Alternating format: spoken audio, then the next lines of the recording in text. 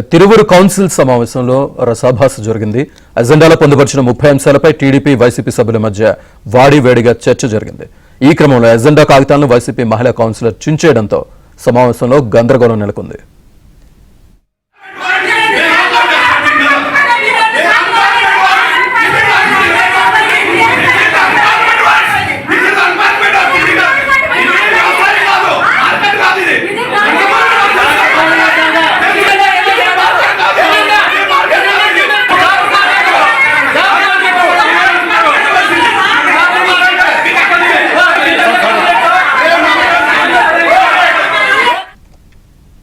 వైసీపీకి చైర్మన్ పీఠం జారిపోవడంతోనే అసత్య ఆరోపణలు చేస్తున్నారని టీడీపీ సభ్యులు ఆగ్రహం వ్యక్తం చేశారు.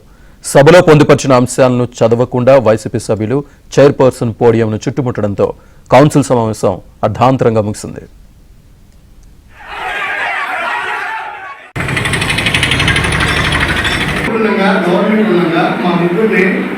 మీ చెవులు మాత్రమే వినాలి.